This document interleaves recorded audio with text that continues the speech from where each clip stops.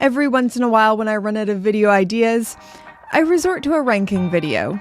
I've ranked Rolex, Cartier, every watch brand, then Rolex again. But as a massive lover of Tudor watches, it seems just wrong that I haven't ranked Tudor yet. So this is it. This is the official ranking of every Tudor watch. The official one. There will be lots of unofficial ones floating around out there, but this is the official one. Our tier list is as followed. S tier. This is biblical. This is the tippy top. A watch that I would highly recommend for you and you would hopefully love. And it goes all the way down to F, which is the lowest grade, the worst kind of watches, avoid at all costs. Oh my gosh, I don't think I quite clocked just how many watches Tudor has in their current catalog. This is going to take a while. This might be my longest video yet. Grab a drink, grab a snack, because I already know myself well enough to know it's going to be an exhaustive talk about Tudor watches. Let's start with the best and worst thing that's ever happened to Tudor, the Black Bay. Even when I say Black Bay, you don't know what I'm talking about. Are you talking about the Black Bay 41 with the burgundy bezel, Brittany? Are you talking about the Black Bay 58, the Black Bay fixed bezel 39? But I'm talking about the Black Bay, the original Black Bay dive watch in the 41 millimeters. And we're gonna go A tier. Hear me out here. There's a lot to love in this collection. There's a lot of variety in this collection with the burgundy bezel variation, black ceramic, black bezel, blue bezel, S&G. But the new big thing, tipping the Black Bay over the edge, is the master chronometer, MEDAS approval, and the new bracelet, the 5-link, definitely not Jubilee bracelet. It looks fantastic. But the only reason I'm holding it back from being S tier is the sizing. It's a 41 millimeter that wears pretty dang large with a 13.7 millimeters thickness. It just might not be for everyone. But still a dang great watch. Now moving on to the next watch that you might think of if someone just says the words Black Bay. The fixed bezel 31, 36, 39, 41. S tier. Our very first S tier, baby! I honestly just don't know how you could argue with one of these, and Tudor just keeps making these more and more appealing. So many different size options, so when I say 31, 36, 39, 41, I'm referring to the case diameter in millimeters. And this covers all the most desirable sizes. One of these could easily be the only watch you owned. Go anywhere, do anything. Just look at them. 100 meters of water resistant, self-winding, in-house movement giving you 70 hours of power reserve, available in a black dial, blue dial, silver, and S&G. This is just a no-brainer. S tier. Oh yes. Oh yeah. Okay, next we've got the Black Bay 58. A watch that I genuinely can't be objective about. This was my first Tudor watch. I got the blue bezel right when it came out in 2020, and this watch genuinely made me into a Tudor person. S tier, baby. Biblical. I feel like I'm definitely going to get pushback on this one, especially from Black Bay 41 lovers. And they have a pretty strong argument, but hear me out here, okay? As great as the Black Bay 41 is, and you can't argue with it, just technically it is better, I just think the Black Bay 58 appeals to a wider range of people. The Black Bay 41 has better technical specifications, especially now with the MEDAS certification, but it doesn't change that more people will choose the Black Bay 58 because of its proportions and still all-round great specifications. I know us watch geeks get excited for movement certifications like MEDAS, but I don't think it moves the needle for most people in their purchasing decisions. I also just feel like Tudor is trolling Omega. But yeah, okay, Black Bay 58, universally one of the best case sizes at 39 millimeters, in-house automatic movement. It's a dive watch, so it has 200 meters of water resistance. Only problem, the clasp seriously needs an upgrade to the more modern T-fit with the on-the-fly micro adjustments, because this clasp is not up to snuff. You know, the more I'm talking myself out of the S tier. It's going down. This is A tier. Fantastic watch, but some upgrades do need to be made. Next watch, and it's actually the watch I'm wearing right now, the Tudor Black Bay 54. Let's go! A tier, baby! These are awesome, a newer watch release from Tudor, released at Watches and Wonders 2023, and this was one of the standout pieces of the year. 37mm case diameter, so it's a smaller dive watch, but it does surprisingly work on a larger wrist. Like, I think I have some footage of my husband wearing it. I'll put it on right now. He has a 7-inch wrist, and I think it looks great still. I'd describe this as a modern dive watch with vintage case proportions. I'm only going to put it as low as A tier because 37mm, although great and works for me, it doesn't have mass appeal, and because it's only available in the black and gilt at the moment.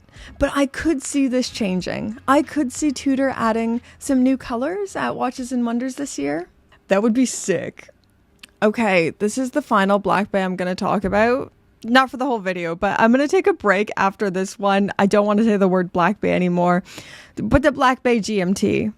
This is a pretty well-loved, awesome GMT, but there's absolutely no way I can put it S tier. But I don't think B tier is right either, but it's not A tier either.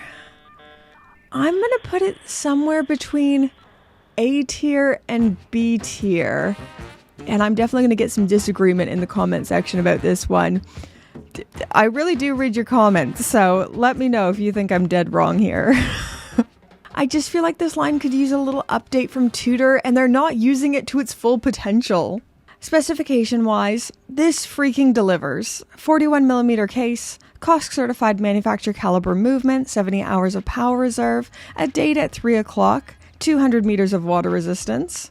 So you're getting the same water resistance that you get on one of their divers, but also GMT functionality. In fact, you're even getting more water resistance than you would get from the GMT Master 2 from Rolex. Like, as a watch, it delivers so much. It delivers more than we deserve, but it comes in such a huge package that a lot of people can't enjoy it.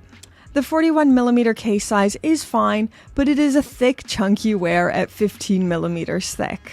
I don't know. I feel like Tudor could be doing more with this. Like, this is a really strong alternative to the Rolex GMT Master 2, one of their more popular models, which comes in a ton of variations. I feel like if Tudor could offer a wider range of these in a slightly more elegant, just a slightly slimmer package, this would be a real home run. All right, I can't cope with another Black Bay. Let's take a break and talk about a watch I have very mixed feelings about, the Tudor Royal. Let's be honest. For me, I'm gonna have to put this C tier. I'm so sorry, any Tudor Royal lovers. It's meh. It's meh. I feel like Tudor really isn't trying with this one. Good looking. I think this could be cool. It's got 100 meters of water resistance. They've not invested much effort into this one though. They've not put the extra effort of fitting this one with an in-house caliber. So powering this is a Sellita base caliber with 38 hours of power reserve. Nothing wrong with the Sellita movement, but when you look at the effort the brand is putting into other models, this one just feels a little bit left behind. Ugh. Okay, break time's over. We're back to Black Bays. I really wish Tudor didn't just lump everything into the Black Bay collection, because I really feel like this one shouldn't be a Black Bay. But the Black Bay Pro is a cool watch. It kind of feels like the Explorer 2, the Rolex Explorer 2 of the Tudor lineup. Fixed bezel GMT, highly legible, a very cool tool watch. It's not S tier. Let's go A tier. It's so close, it's not quite there, but A tier is fair. This is the Explorer 2 that to me kind of has more mass appeal, being 39mm and that same functionality. The only thing I'd change is I'd add in more color variations, especially given how popular the polar dial is for the Explorer 2. I think a white dial one of these would get people very freaking excited. Second last Black Bay, second last Black Bay. Let's power through this, baby. We're so close to the end. The Black Bay Chrono, A tier. Good grief, I've put so many things in the A tier. I need to start getting meaner, but I really can't see this one being higher or lower. Cool chronograph. You can't argue with the specifications. 200 meters of water resistance and manufacturer caliber, 70 hours of power reserve, tons of variations. The only gripe I have is with the size. 41 millimeters isn't the problem. He's just once again a chunky boy, which isn't for everyone. A tier is fair. Okay, finally. We're finishing the Black Bay. I cannot say the word Black Bay any more times. I don't even like the name. It always reminds me of Pirates or Blackbeard or something. I don't like the name. I don't like that they lump everything in there. I love the watches themselves objectively as watches. We're almost done freaking Black Bays. Oh, yeah, we're finishing with a more divisive one. I genuinely don't know what to do with this one. So this is the P01, and in many ways it is an odd duck of the Tudor catalog, but was also kind of groundbreaking for the brand. So this was launched at Baselworld 2019 and was inspired by a 1960s prototype, which looks really cool. I feel like it's not out of pocket to call this one ugly, but sometimes ugly is awesome. Example, the Omega Pro Prof, a very cool ugly watch. But I don't know, this one, I genuinely don't know what to do with it because I think it's cool, even though I'd never wear it. And I understand why people don't like it either. And it's huge and it's weird. C tier. I'm sorry. It's going there. I don't feel great about that. We might revisit that one. And with that harsh ranking out of the way, I'm happy to inform everyone we are out of the Black Bays. No more Black Bays, baby. But now we've got the Tudor Ranger. If I had to make a Rolex comparison, this is the Rolex Explorer of the Tudor catalog. Clean dial layout, 39mm case size. I feel like this just works for everyone. Like, how can you have a problem with this? But because it's so simple and works for everyone, it's missing that edge for me. So, B tier. I feel like that's a little bit mean. I'm entering the villain era of this video. I think I might need to drink something. Not alcohol wise. Maybe I'm just dehydrated. I might change my mind on that one too. What do we have next? Yes, the Pelagos. Okay, I couldn't wait to get to the Pelagos. This is a watch that over delivers. This is a watch that Tudor gave us that we don't deserve. Straight up to the S tier, biblical. Now, me going S tier in the Pelagos kind of defies the logic we've been using up to this point. But if you are saying that, my reply to you would be 1. Logic has no place in watch collecting. Okay, this is a weird emotional thing we're doing that we like to coat in logic, like there's something deeper to it, but there's not. There's just some weird emotional thing we're doing. And 2, just hear me out here. So the Pelagos and the Pelagos left-hand drive aren't for everyone, but they're not meant to be. This is a 42mm titanium beast that is made for actual divers. This isn't made to be your desk diver, this is made to be worn by actual divers, and every piece of engineering that went into this watch serves that purpose. 500 meters of water resistance, COSC certified movement, 70 hours of power reserve, thick, big loom plots for visibility, possibly one of the most functional bracelets on the market with their proprietary diver's extension, and also comes with a rubber strap. Like, for how much it offers, I don't think anything else can compete for 4,300 pounds. Insane watch. Moving on to the next watch on our list, the Pelagos 39, the younger sibling of the Pelagos. This is going somewhere between A tier and B tier for me, and I say this as a person who really wants one of these.